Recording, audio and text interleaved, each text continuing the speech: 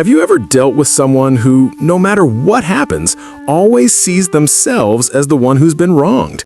They hurt you, but somehow, by the end of the conversation, you're the one apologizing.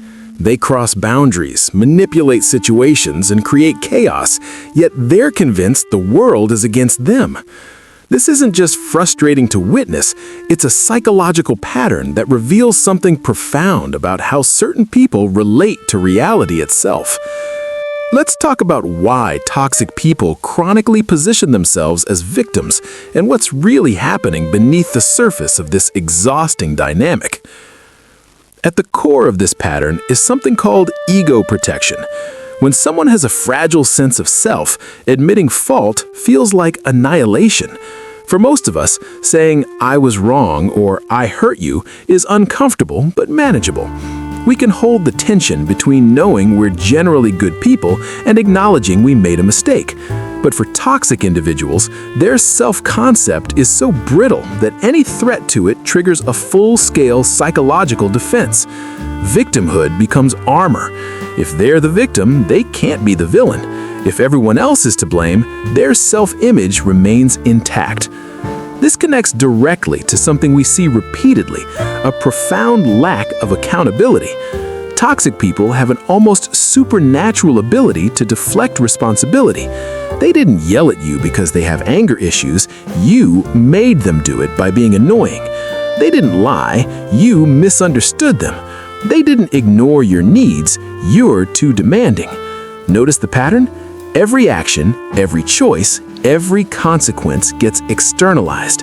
The locus of control is always outside themselves. This isn't just convenient, it's a deeply embedded cognitive distortion where they genuinely struggle to see themselves as agents in their own lives. Now, here's where it gets particularly interesting. Many toxic people operate with what we might call a transactional view of relationships. They're constantly keeping score, but the scoreboard is always rigged in their favor. They remember every slight, every moment you were unavailable, every time you didn't meet their expectations. But their own hurtful behaviors? Those are either forgotten, minimized, or justified. You canceled plans once 3 months ago, so they're entitled to cancel on you repeatedly now. You raised your voice during one argument, so their pattern of verbal abuse is somehow balanced out. This mental accounting lets them maintain the narrative that they're owed, they're shortchanged, they're the ones who give more than they receive. Empathy deficits play a crucial role here too. When you can't truly understand or feel another person's pain, it's remarkably easy to dismiss it. Toxic individuals often struggle with genuine empathy. They might mimic it or understand it intellectually, but feeling it is another matter entirely. So when you tell them they hurt you, they don't feel the weight of that. They don't experience the natural discomfort that would normally motivate change or apology. Instead, your pain registers as an accusation, an attack, a threat. And what do victims do when threatened? They defend themselves. Your hurt becomes reframed as your aggression toward them. There's also a manipulation component we can't ignore.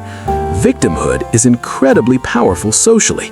Victims receive sympathy, support, and the benefit of the doubt. They're absolved of expectations. Their behavior is excused.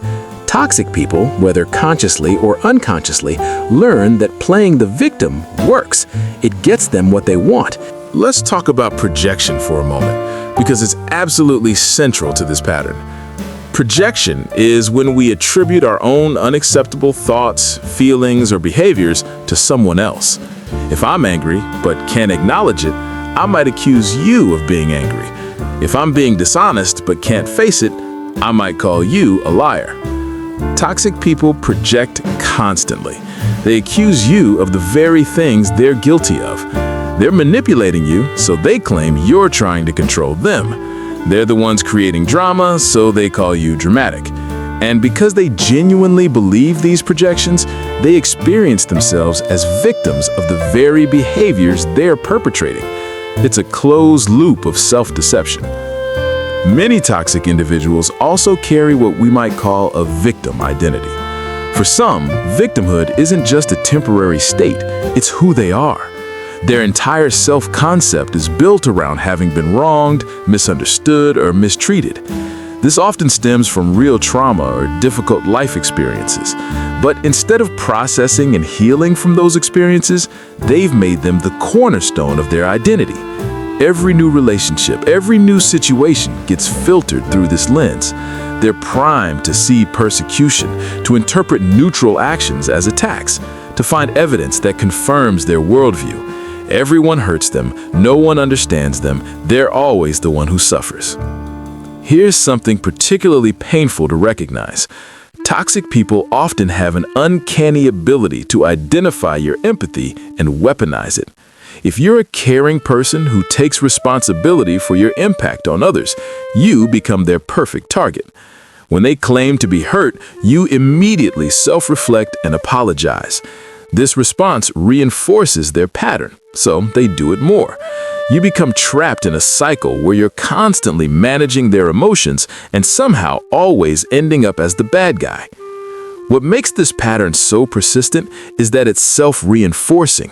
When toxic people behave badly and then claim victimhood, they often push away the very people who might have treated them well. This confirms their belief that everyone abandons them, everyone's against them, they can't trust anyone. They don't see that their own behavior created the outcome. They just add it to the mountain of evidence that the world is cruel and they're the primary target. Understanding this pattern doesn't mean excusing it. It doesn't mean you have to tolerate it or sacrifice yourself to help someone who refuses to see their role in their own suffering. But it does offer a framework for understanding what you're dealing with. These aren't people who are maliciously lying when they claim victimhood. Many genuinely believe it. Their perception of reality is filtered through layers of cognitive distortion, defense mechanisms, and unprocessed pain. The tragedy is that this pattern prevents the very growth and healing that might actually help them. Real victims can grow past their experiences, process them, and stop being defined by them.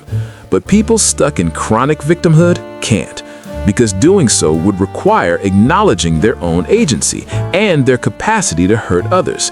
And that acknowledgement feels impossible to a fragile ego. So, when you encounter someone who always feels like the victim, remember, you're not dealing with simple manipulation. You're dealing with a complex psychological pattern that serves a protective function, however dysfunctional. And while understanding it can foster compassion, compassion doesn't require staying in the line of fire. Your empathy is precious, your peace matters, and you don't have to set yourself on fire to keep someone warm who refuses to acknowledge they're holding the matches.